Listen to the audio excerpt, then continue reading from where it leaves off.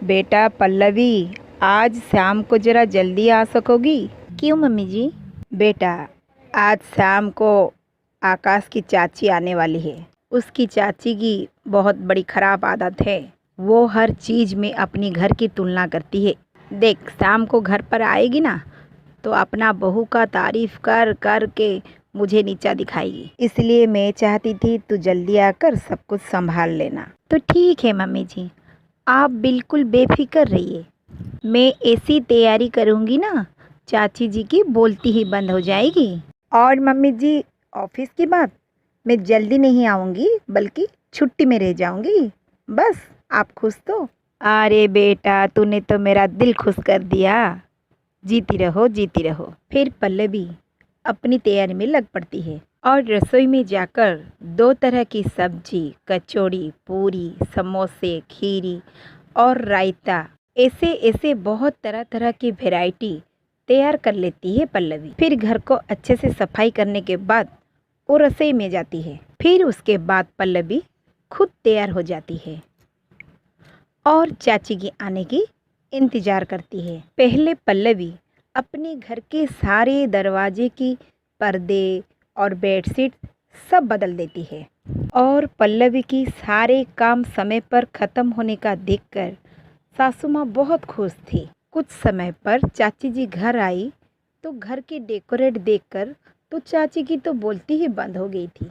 अरे जी, तुम्हारी बहू ने तो घर को बहुत मेंटेन करके रखा है। क्या नौकरी के साथ ये सब अकेले अकेले कर लेती है पल्लवी? हाँ छोटी, मेरी बहू बहुत गुणी है और काम में अच्छी सुशील जैसी है। वो सारा काम अकेले अकेले समय पर कर ही लेती है। अच्छा, तो बहुत ही बढ़िया। हाँ हाँ छोटी, क्यों नहीं। फिर उसके बाद आकाश आ जाता है। अरे चाची जी, आप नमस्ते नमस्ते, कब आई?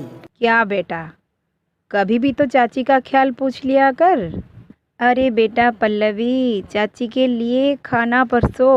अरे चल छोटी, बातें बाद में करना, नाश्ता कर ले, नहीं तो नाश्ता ठंडा हो जाएगा। फिर उसी समय आकाश भी एक प्लेट से कचौड़ी लेकर अपने मुंह में डाल दिया। देखो चाची, पल्लवी ने इतना सारा पकवान तो बना कर रख लिया, लेकिन माँ के हाथ का स्वाद इसमें कहाँ है?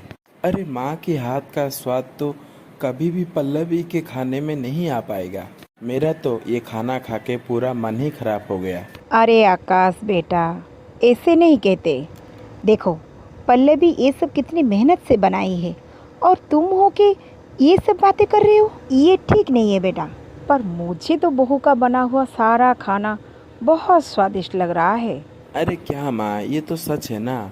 आपके हाथ का जो स्वाद है ना, वो कभी भी पल्लवी के खाने में नहीं आ पाएंगे। मेरा तो अभी से आपके हाथ का खाने का स्वाद याद करके मुंह में पानी आ रहा है। आपकी स्वाद से तो वो कभी भी अच्छा नहीं बना पाएगा। सुबह से सारा काम पल्लवी कर कर के थक गई थी, पर चाची जी के सामने आकाश जो पल्लवी की बुराई करता है वो पल्लवी सुन लेती है। फिर पल्लवी दौड़ते हुए गुस्से से आकर आकाश से बोलती है, बस बहुत हो गया। हर समय मम्मी मम्मी मम्मी मम्मी करते रहते हो। तुम्हें मम्मी के सिवाय और किसी की मेहनत दिखाई देती है या नहीं? सुबह से लेकर मैं कितना काम कर रही हूँ और तुम्हारा ये मजाल कि तुम मेरा तारीफ करने की बजाय और ये बुराई कर रही हो। तो ठीक है, मैं आज से कुछ भी नहीं बनाने वाली। सच तो ये है, आज का खाना तो बहुत स्वादिष्ट था। अरे बहू, तू इस बात का बुरा मत मान। आज से तुम मम्मी का बना हुआ हाथ का खाना खा लेना। अरे अरे बहू, तू ये नालायक का बात क्यों सुनती है? रहने दीजिए मम्मी जी, आपको लीपापोती करने की कोई ज़रूरत नहीं है। मुझे इस घर को आने का 1 महीना हो गया है मम्मी जी। सुबह से लेकर रात तक मैं बस कामों में ही लगी रहती हूँ। अरे बहू क्या इमोशनललेस मशीन होती है क्या? मतलब पूरा दिन भर खट कर सबका मनपसंद का खाना बनाओ और ऊपर से आपका सुपुत्र? तो जाओ, बड़े शौक से खाओ मम्मी का हाथ का बना हुआ खाना। बहुत पसंद है ना आपका बेटे को मम्मी का हाथ का खाना।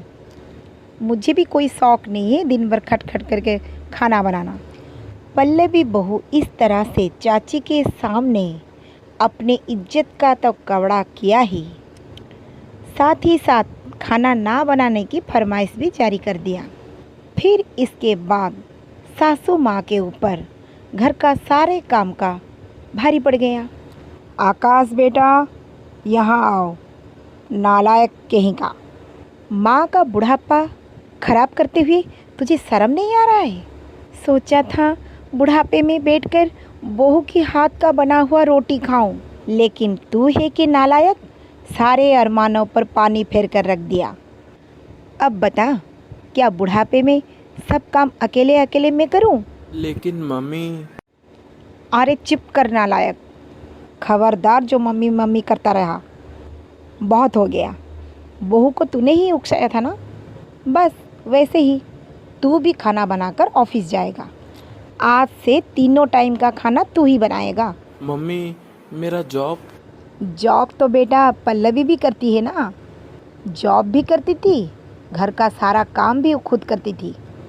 4 दिन जब रसोई में पसीना बहाएगा तो बीवी का हाथ का खाना अमृत जैसे लगेगा।